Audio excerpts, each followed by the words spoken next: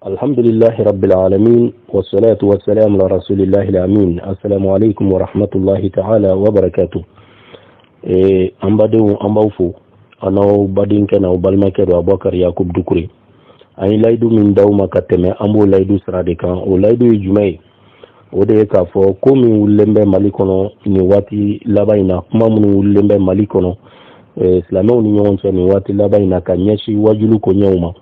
Ani misru ko ñewma nambela jelemba don ka fo gele adolembe wajulu ko ñewla wajulu kelaw ni ñewonte dine hakilawla gele amunu ni tension dolemba la wati temelewna akara sababu ya ka wajulu kela do agressé la ka ali asriji bo ukan ni nama dugo mola wa wati temelewna wajulu kelaw yere dama surtout au conseil islamique konala u ñogon wole ka ena donc o koye munum be nama ndo ani misru kono wa fonyo yaw be fa bitase fitna ma ni ate dugu mala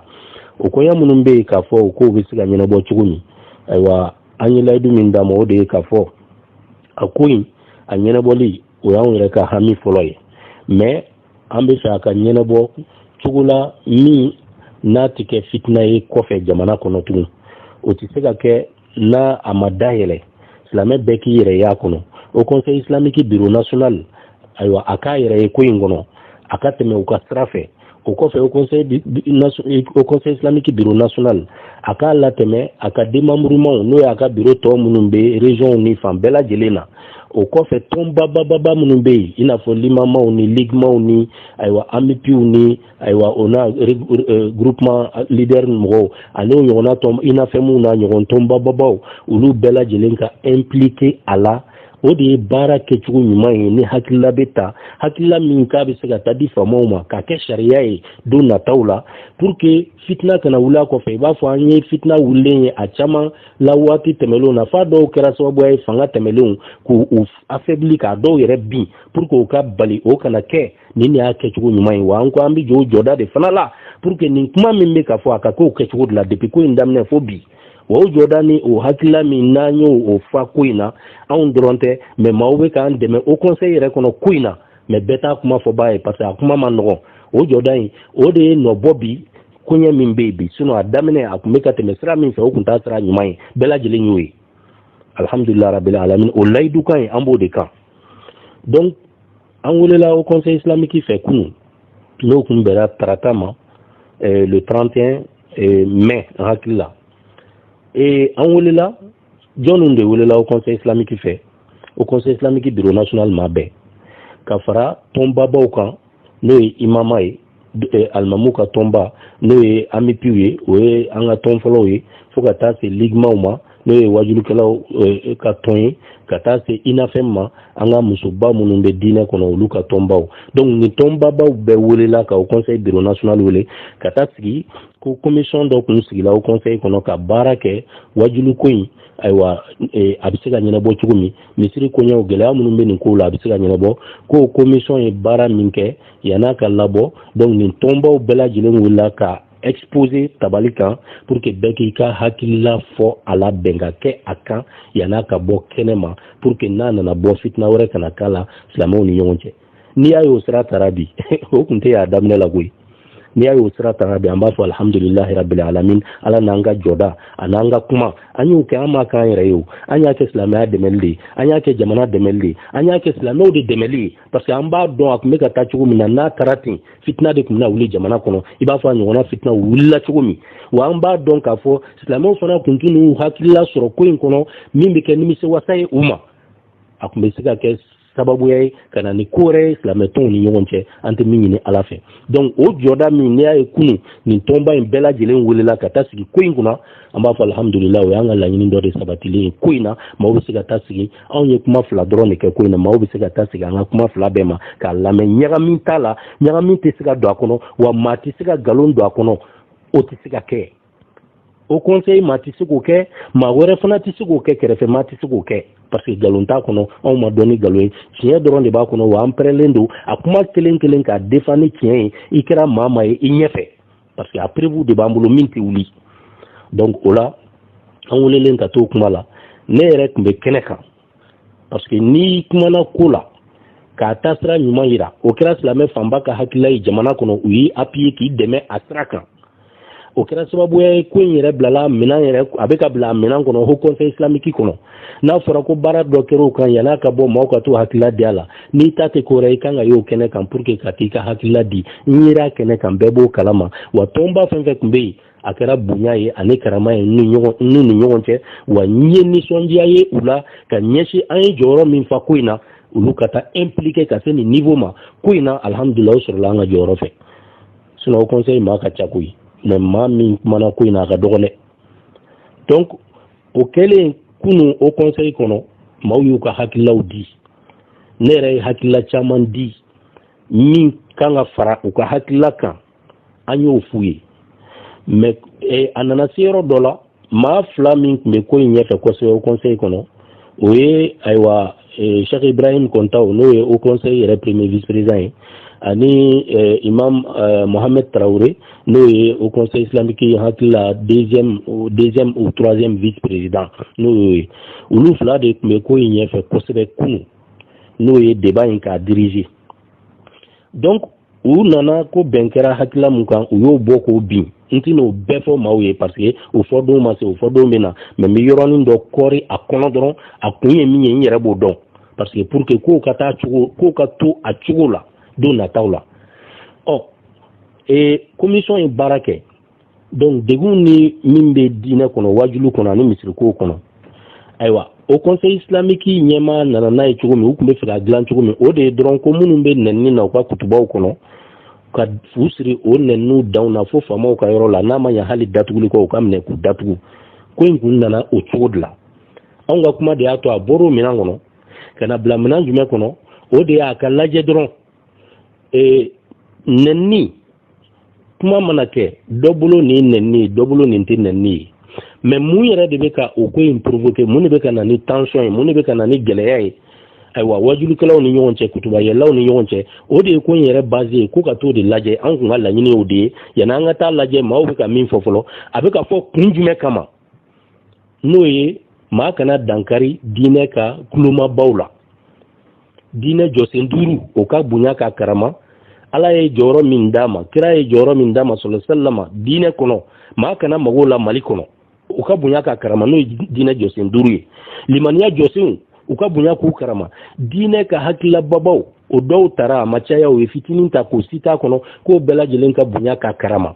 o yɔrɔ min filɛ an kun b'o de nɔfɛ parce que fitina in bɛɛ b'o de nɔfɛ tension in bɛɛ b'o de nɔfɛ ni e nana fɛn ta diinɛ jɔsenw na min tɛ yuguyugu diɲɛ bɛɛ kɔnɔ monde islamique yɛrɛ kɔnɔ silamɛ jamanaw kɔnɔ diɲɛ bɛɛ maa fila tɛ ɲɔgɔn sɔsɔ min na dɔnnikɛla fila tɛ ɲɔgɔn sɔsɔ min na n'i taara diɲɛ yɔrɔ yɔrɔ kelen de bɛ fɔ a la mais bi Mali kɔnɔ nin diɲɛ laban waati in na ni maaw sɔrɔla minnu nana o kumaw ta k'o ɲagami k'o yuguyugu yanni ka fɛn wɛrɛ bila o pilasiw la k'o yɛrɛ bɔ diinɛ kɔnɔ yɛrɛ pewu ko tension kana wuli o kuma la n'i ko i b'o kuma kɛ u b'i jaabi u b'i kɛ maajugu ye u b'i kɛ nɛninikɛla u b'i dɔgɔya o tension bɛ ban cogo di donc n'o bɛ furakɛ n'o ma furakɛ ni sɛbɛ yɛrɛ ye sigi ka kuma ye toutes les protagonistes c'est-à-dire mɔgɔ ye protagoniste ye a ko bɛ mɔgɔ n'a bɛ ɲɛsin olu de ma n'a b'olu de concerné k'olu bɛɛ lajɛlen sigi a kuma ka kɛ ala ye min fɔ kira ye min fɔ o conseil kɔnɔ n'o ma kɛ nin bɛ ɲɛnabɔ cogo di fo k'a mɔntɔ o bɛ se ka waatinin kɛ mais a tɛ se ka ko in ban misiriw kɔnɔ a tɛ se ka ko in ban wajuliw kɔnɔ an bɛna ye o donc kuma b'o de nɔfɛ o de décilen bɛ ka kɛ o la o yɔrɔ fɔra ko daminɛ la ko ka diinɛ ka o jɔyɔrɔbaw bonya mais an b'a kalama k'a fɔ commission min sigila yan'o yɔrɔ in yɛrɛ ka don a kɔnɔ a kɛra mankan fasugu bɛɛ de ye commission kɔnɔ maa caman y'i jɔ k'o tɛ don a kɔnɔ kuma t'o nɔfɛ ko dɔgɔyali min bɛ yen kuma b'o de nɔfɛ dɔgɔyali min bɛ yen e ye diinɛ wuli pewu e ye diinɛ jɔsen bɛɛ bɔ diinɛ yɛrɛ kɔnɔ pewu i ye mun to a kɔnɔ donc kuma b'o yɔrɔ minnu nɔfɛ e ko o kana don a kɔnɔ ko mais maa minnu bɛ wuli ka kuma o kan ko o maaw fɛn min bɛ se ka ɲɛsin ma faamaw fɛ ko ka kuma o de kan ko de don a kɔnɔ o yɔrɔ in de tun ye ko jɛgɛnen ye ko in na an y'a laɲini min ka lakilen walhamdulillah o lakilen na kunu debaw la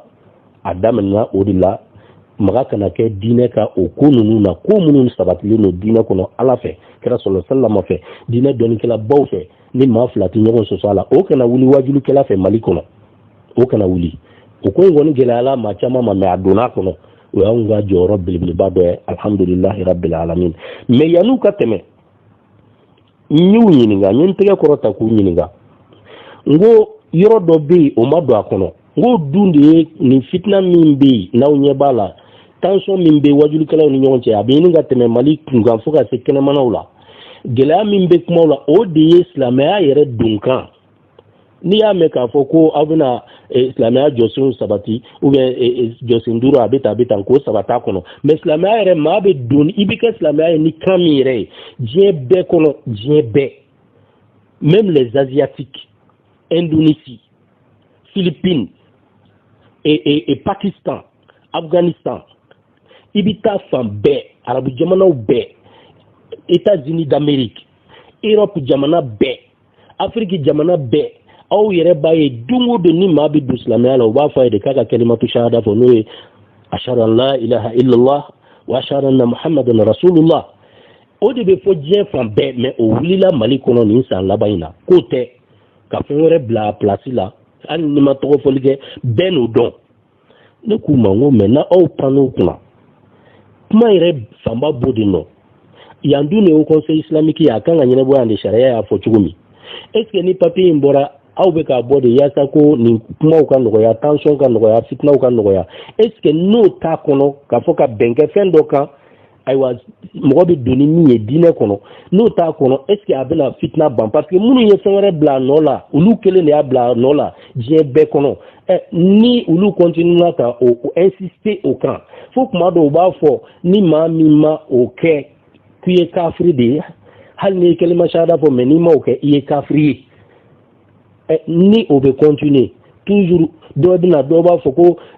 kalima shahada yɛrɛ k'o ye dangadenya donkan de ye nka n y'o bɛɛ lajɛlen mɛn. Mais au moment où on a fait, on a dit que la même bema. Dire depuis là, depuis Christ, sallallahu alayhi wa sallam, on a dit que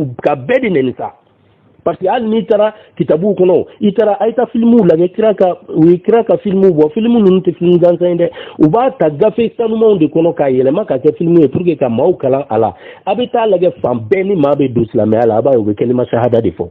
maintenant fora ko o folite wasake ko fere de be bla no la wani mo ke ki kafiri de wa kelima shahada o foli o dunga o danga dia dunga o nyo bebe fo anga dinenye mo fa no de fe mais senti fo ola mais ni mami nana qui bi do fo la donc kuma bi nyesho ma ko kata di famo ma donc no ku mango ato yoro nyene bo ka do akono wa ankara mo do be o kuma ta sal kono no e Mohamed Traoré imam Mohamed Traoré rabita nyama ale ko tiere do ni kuma nyi chen ya Abubakar mais nangwanga ndo akono amisran fitna kana wuli donc abe famo islamia joso nulu dona kono hal naman yoro do kono abe famu islamia fe aywa ko mine kelen bunte jama kacha ne fana ko aywa no de afa mu chugo aw bulu ne gon bulu ta fa mu chugo ya ka foka je ade pour que awere ko anyin dabo min kama ni tomba din kana sigi ko kuna ka bi nyene bo ko fe ko kana ko ka dise ka nyene bo ou bien ko ka take ko re ne bulanga je ya no ko ka kainta ko fitna kana wuli. Est-ce que tien folie alaka tien folie kira sallallahu alaihi wasallam ka tien folie islamia tien folie islamia jamana bebe minka pour ko ka sabati mali kono ma fla kana nyon fo o la kana ke fitna e o folie de ko fitna bina wuli wa parce que ka o tla be ma do ma o tla be jamakulu do ma o de ko fitna bina wuli donc ambe tien bla kera fe ko ina ka glan chukula pour que ko fitna kana wuli wa no kon bolo be ka so way ka do de farata ma o dugo la fana ñew fo sal kono mba fo ka jeya inte franda sin bema mo noni ya to mina nda sin bema parce que kunu kuma do kera au conseil islamique ma flafe kuma ni fo chugo ni ma ma famu e apsia ke gele anga barama no imam Mohamed Traoré kilingili ani ambalma ke Sheikh Makiba kunu ya wala kuma na nunu de kan asorola ka da kan do ni islamia jose nunu sabat la bebulu ko mama buruja mama bo place la donc au kofe minnu bɛ wajulu kɛ ni nɛni yera maa min ka wajulu kɔnɔ ou bien n'a faamuyala ko nɛni bɛ maa min ka wajulu kɔnɔ donc o tigi o kan ka minɛ cogo min ani maa minnu bɛ photo bila ni ye wajulu kɛ sisan u bɛ taa e jakuma kungulo bila ikoro ou bien u bɛ taa photo kuntan dɔw ta ka bila ikoro ou bien u bɛ t'i ka kuma tigɛ i b'a fɔ dɔ y'a kɛ ne la cogo min o bɛɛ de bɛ k'an bila nin fɔli la u bɛ t'i ka kuma yɔrɔ dɔw tigɛ ka kunkolo dɔw bila a kɔrɔ ka i ka laɲini ka bɛɛ lajɛlen yɛlɛma donc o ko ninnu bɛɛ tara en compte ayiwa hakilila minnu taara kunu au conseil islamique ni diinɛ tɔnbaw fɛ k'a fɔ k'o bɛɛ lajɛlen condamnelen don sisan Mohamed Traoré ani Makiba olu kumana kunu mais maaw ti min faamu a bɛ kɛ maaw kɔnɔ k'olu fila ye kuma min kɛ kunu k'o ye au conseil islamique ou bien jamakulu min farala ɲɔgɔn kan kunu k'o ye olu ka bɛnmakan kuma de ye o tɛ tiɲɛ ye dɛ tɔnba fɛn fɛn farala ɲɔgɔn kan kunu au conseil islamique kɔnɔ n y'a tɔnbaw bɛɛ tɔgɔ fɔ n tɛ segin a kan au conseil islamique yɛrɛ bureau national ka fara imama n'o tɔnbaw bɛɛ kan bɛnkan kɛra min kan bɛn kɛra min kan na débat kɔfɛ débat min n'a y'a kɛ bonya ni karama kɔnɔ ni dɔgɔyalima ma bɔ a la an ni ɲɔgɔn cɛ ka bɛn kɛra ko minnu kan hali n'i y'a sɔrɔ ko fɛn tɛ fɔlɔ ko an bɛ se k'a fɔ k'a bɛna problème in bɛɛ ɲɛnabɔ mais a bɛ se ka dɔɔni ɲɛnabɔ a la ko daminɛ la bɛn kɛra o min kan Mohamed Traoré ma kumaw kan kunu wa Makiba ma kumaw kan u ye kuma min kɛ o y'u yɛrɛ hakilila de ye ça n'engage que eux u n'an ma bɛn a la k'a fɔ k'u ka bɔ ka kuma ta an tɔgɔ la u n'an ma bɛn o la dɛ bɛn kɛra min kan u y'o bila kɛrɛfɛ u ma kumaw kan ko kɔfɛ ko u bɛna région n'u wele ko ka journée de réflexion dɔ sigi bɛn dun kɛra kan ka ban mais ko u bɛna région n'u wele u bɛɛ kun y'an ka laɲini an ka kuma tɛmɛlenw kɔnɔ k'a fɔ région n'u olu bonya ka don ko in na donc ko u bɛna ko a baara ma ban ni région n'u welela a bɛ yira u la an bɛ tile kelen ta ka hakili jagabɔ kɛ hali bi o bɛnkan kan ka sɔrɔ k'a di i b'a fɔ u y'a conseil islamique ɲɛmɔgɔ y'a laɲini cogo min ka sɔrɔ k'a di faamaw ma donc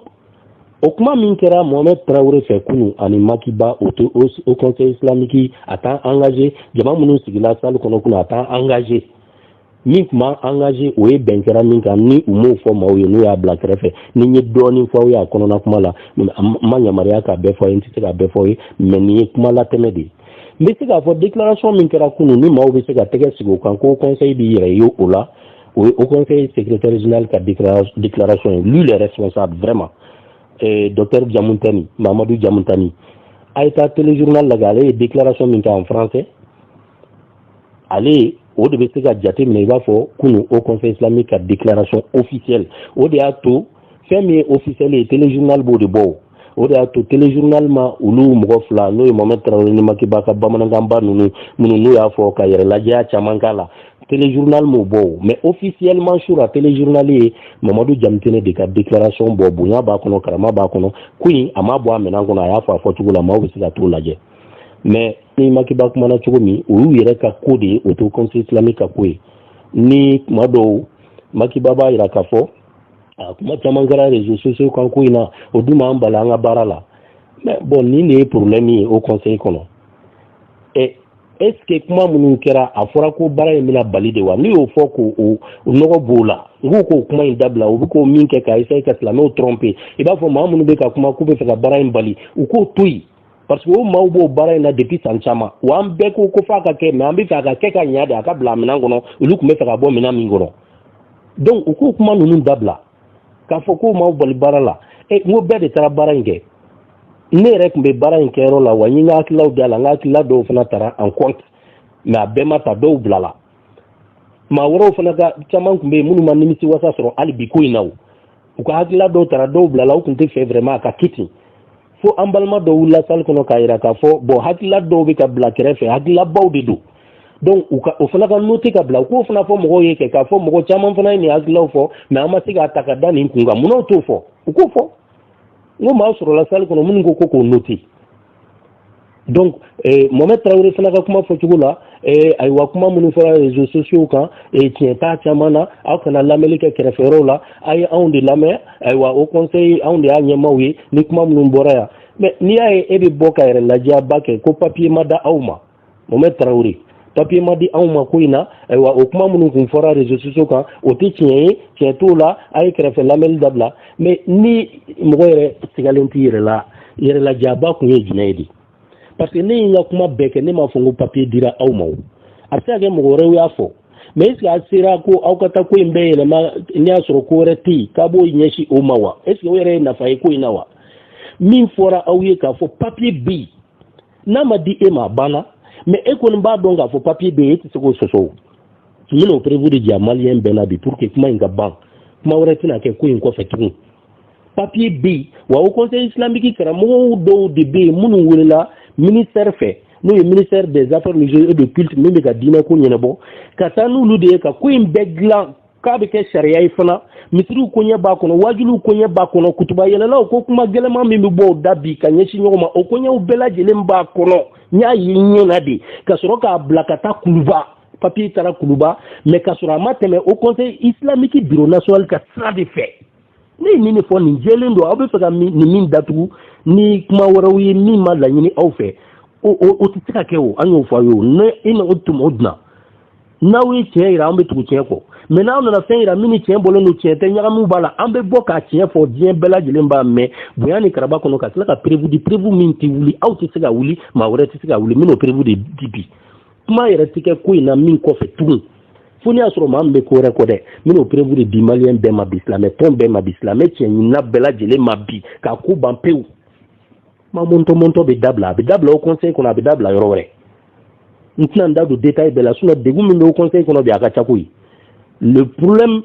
essentiel même du haut conseil islamique c'est le fonctionnement du haut conseil islamique au conseil islamique il y a problème ba o ye a baara cogo de ye bi baara cogo min cɛ ka jugu n'a ma ɲi n'o conseil islamique maa fanba wulilen bɛ bi ko fo k'o de dilan n'u bannen don k'o dilan mais o kuma tɛ bi ye don wɛrɛ an bɛ sigi o kuma kan o baara cogo min bɛ yen fo ka da so de ma o conseil islamique wariko munna da tɛ don a la ne hakili la o conseil islamique commission de contrôle président de la ka bɔ ka wariko in fɔ ka cɛ juguya kosɛbɛ ka ɲini ko k'a ɲɛnabɔ munna o tɛ ka ɲɛnabɔ de munna da tɛ don o la de au conseil islamique ka réunion ordinaire an bɛ kalo joli bɛ bi o tɛ ka kɛ programme jumɛn yɛrɛ de bɛ au conseil islamique bɔra bi depuis a sigila san joli programme jumɛn de b'a bolo k'o lakodɔnnen don k'an bɛ ka baara k'a kan a bɛ min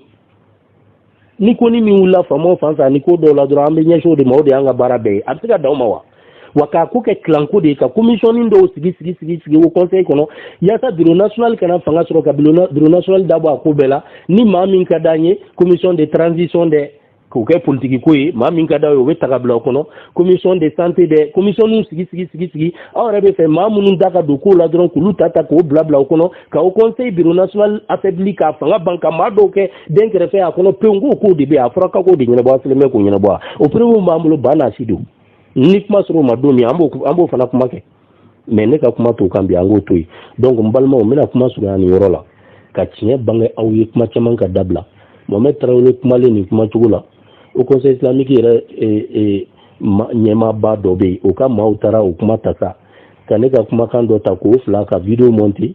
ka nkalonba dɔ tigɛ yɔrɔ min ne bɛ k'a fɔ n ko ayiwa papier bɛ yen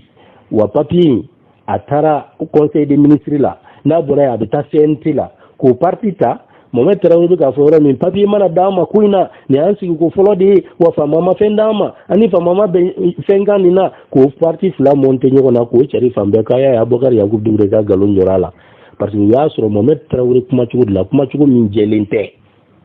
vraiment franchement an ka tiɲɛ fɔ ɲɔgɔn ye kumacogo in jɛlen tɛ anw yɛrɛ jigila la dɔɔni parce que an ka bonyaba de b'a kan ni nin tɛ ne tun t'a tɔgɔ fɔ n ka kuma tɛmɛlenw na n y'a tɔgɔ fɔ yɔrɔ o yɔrɔ n y'a bonya de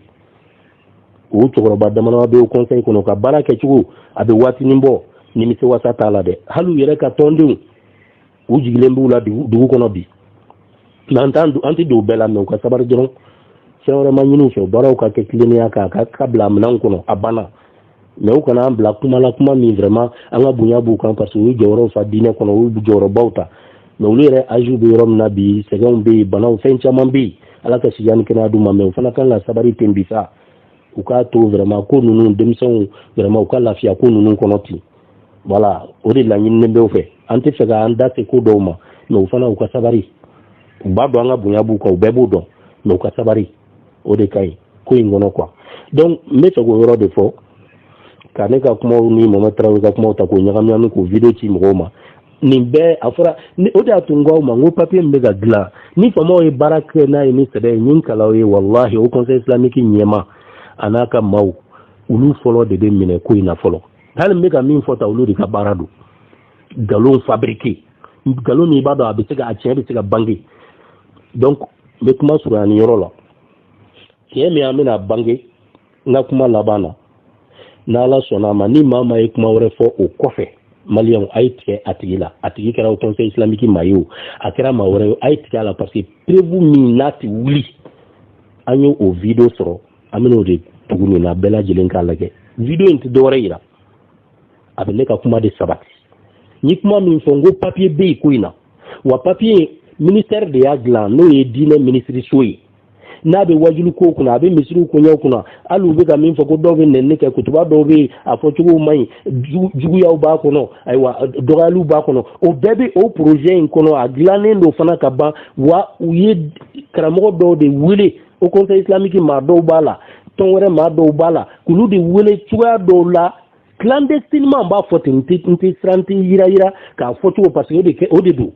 parce que fɛn min fɛn fɛn diinɛ ko ye ka se sariya ko yɛrɛ ma n'a ma tɛmɛ o conseil islamique fɛ officiellement fo ka o conseil islamique mɔgɔ dɔw fori ka na ka maa wɛrɛ wele ka essayer k'o dilan k'o bila ka taa kuluba k'o bɛ bila ka taa pour que o ka kɛ sariya ye o dilanna clandestinement de a ma dilan a dilan cogo ɲuman fɛ bɛɛ b'o dɔn wa n'a tun taara wallahi anw ka kuma wallahi ni jamana ɲɛmɔgɔw b'a dɔn an bɛ ka don ni min cɛ wallahi u bɛ dugawu k'an ye wallahi u b'an remercier n'a tun kɛra billahi fitina bɛ wuli transition tun bɛ yɛrɛ ɲini a la an ye code de la famille taw ye donc o video an bɛn'o de bange ministre yɛrɛ le ministre des affaires religieuses de culte a yɛrɛ bɛ ka kuma a bɛ k'a fɔ k'olu ye projet de loi olu ye projet de loi kɛ ko in na texte b'u bolo sɛbɛnni b'u bolo a la projet b'u bolo a la ka ban a bɛna kɛ loi ye wa ko u bɛ ka o conseil islamique de fana tɔgɔ fɔ a la ne y'o de fɔ mais ka sɔrɔ a ma tɛmɛ anw ka sira fɛ u y'an ka mɔgɔ dɔw de wele k'olu da don a la ɲɛmɔgɔ dɔw b'a la aw yɛrɛ bɛ n'u bɛɛ foto a bɛ n'u ja ye ko in kɔnɔ ne ma mɔgɔ tɔgɔ fɔ an n'a dɔn k'a fɔ ni mɔgɔ min y'a dilan ka sɔrɔ ne m'u tɔgɔ fɔ mais a ma tɛmɛ au conseil islamique bureau national la a ma tɛmɛ n'a tun tɛmɛna nin baara in bɛ ka kɛ cogo min bi a tun bɛ kɛ ten an tun bɛ diinɛ tɔnbaw wele an tun b'a ci région kɔnɔ mais n'i y'a ye diinɛ tɔnba tɔw ma projet in sɔrɔ région ma sigi a kan i b'a fɔ an bɛ ka sigi bita in kan cogo min o de bɛ ne ka kuma sɛbɛntiya k'a fɔ ministre ye min dilan a ma tɛmɛ a tɛmɛ sira fɛ wa u bɛ fɛ k'o min bolo dabiri o min da la o conseil maa dɔw bɛ fɛ ka bolo dabiri o min da la lala olu fana impliqué don a ko la o tɛ se ka datugu yan koyi parce que a prévu bɛɛ b'an bolo a video filɛ nin ye téléjournal Mali téléjournal ministre yɛrɛ bɛ k'a fɔ ko projet de loi in wa olu y'a bila ka taa fo Kuluba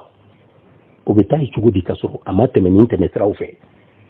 wa ni karamɔgɔ minnu y'a baara ni fɛnw kɛ n'a taara Kuluba ka sɔrɔ a ma tɛmɛ nin tɛmɛ siraw fɛ a bɛɛ ka image bɛ nin video in na wa n'i y'a ye an y'a bila k'a fɔ tan a sɔrɔla u yɛrɛ de fɛ parce que an y'a f'u ye u ka sabari u kumacogow la u kana essayer k'u bɛ ko in k'a di maaw ma cogo la min t'a cogo ɲuman ye an badenw ala bɛ tiɲɛ de dɛmɛ wal aqibatu lil muttaqin wal aqibatu lit taqwa ala y'o de fɔ ko bɛ laban ala ye siranya de la ko bɛ laban ala ye siranya jɔnw ta de la ko bɛ laban tiɲɛ de la innahu al-haq donc nin ye tiɲɛ ye min bangela bɛɛ kunna bi maaw ka sabari u ka kuma caman dabila ko in na donc video in bɛɛ lajɛlen k'a lamɛn n badenw ni maa ma ye nin sɔrɔ bɛɛ lajɛlen ka partager a ka taa Mali kɔnɔ Mali fan bɛɛ diinɛ tɔn bɛɛ ka sɔrɔ wajulikɛla bɛɛ ka sɔrɔ nord la sud la fan bɛɛ a ka taa fo Mali kɔ kan kuma caman ka ban ko in na a ka dɔn k'a fɔ papier bi an y'a ɲini ne y'a sɔrɔ o conseil islamique tun b'a cogo la i b'a fɔ kunun a tun bɛ cogoya mun na an m'o dogo Imam Mahmud Diko ka waati la wallahi da tun tɛ don foyi la tɛgɛ tɛ don foyi la fɔlɔ en tant que nin projet in bɛ yen ko f'a taara Kuluba ministre yɛrɛ ko ten a dun bɛ wajulu ko ni misiri ko de kan n'o conseil tun b'a cogo la a bɛ fɔ k'o de ka na fɔlɔ parce que o t'a ta cogo ye yan'aw k'a fɔ a bɛ taa sigi tasa wɛrɛ kunna ani minɛn wɛrɛ kunna o de tun y'a kɛ cogo ye an badenw an bɛ hakɛto ɲini k'aw fɛ ni kuma janya la an bɛ hakɛto ɲini k'aw fɛ a bɛ se ka kɛ kuma dɔw fana kuma fɔcogow la ayiwa an t'a laɲini ka maa blessé yala o dɔgɔyali t'an ka kuma kɔnɔ nɛni t'a kɔnɔ an ma lamɔ kan ala y'an seere an ka kuma kelen tɛ yen k'i bɛ nɛni sɔrɔ a kɔnɔ k'i bɛ dɔgɔyali sɔrɔ a kɔnɔ mais tiɲɛ kɔni bɛ fɔ a kɔnɔ voilà tiɲɛ bɛ fɔ a kɔnɔ a bɛ se ka kɛ o fɔtɔ dɔw bɛ a ye k'a fɔ a y'ale tɔɔrɔ o t'an ka laɲini ye o t'an ka laɲini ye donc ni dɔgɔyali ma kɛ nɛni ma kɛ o de ka gɛlɛn anw ma donc an b'a ɲini ala subahana taala fɛ ala ka tiɲɛ dɛmɛ ko in na. Les autorités religieuses, à travers le département des affaires religieuses, du culte et des coutumes, s'apprêtent à prendre une loi en vue de réglementer la gestion des mosquées et avoir un regard sur les prêches à travers le pays. Le ministre en charge des affaires religieuses, déterminé à ramener de l'ordre dans le domaine, a partagé l'information avec le Conseil islamique. Le détail avec Aridju Matina. La gestion des mosquées et la nature des prêches dans notre pays sont au centre de cette rencontre élargie aux membres du Haut Conseil islamique et les familles fondatrices. Devenue une véritable préoccupation, cette gestion a poussé le département des affaires religieuses, du culte et des coutumes à prendre à bras le corps le problème afin d'assainir le secteur. Vous n'êtes pas sans savoir que actuellement, la façon de prêcher au Mali prend de l'essentiel de façon exponentielle. Ça crée plus de problèmes que de solutions. Et encore, la gestion interminable des mosquées par rapport aux différentes tendances au Mali. Nous avons bien vu cette situation depuis fort longtemps. On a voulu à ce qu'ensemble, nous trouvions une solution idoine, chacun de sa part, dans le cadre de la République. D'ores et déjà, un texte de loi pour encadrer le domaine spirituel est en cours en vue d'être adopté. Aujourd'hui, avec vous, le Haut Conseil islamique, avec la famille fondatrice, y compris la famille Touré, nous allons voir ensemble comment réglementer ces secteurs de prêche, comment réglementer cette problématique. Nous avons un texte de loi sur la liberté religieuse qui doit cadrer et encadrer tous les secteurs religieux,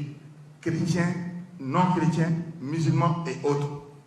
Ce texte-là est déjà à Koulouba. La structure fêtière, le Haut Conseil islamique, préoccupé par le phénomène depuis des années, se félicite et entend accompagner avec détermination l'initiative des autorités religieuses. Nous sommes très heureux et comblés de joie par cette initiative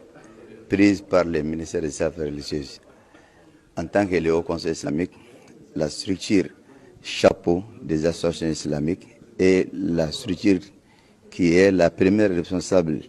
de toute la gestion religieuse dans notre pays. Le Haut Conseil islamique fera tout pour accompagner le ministère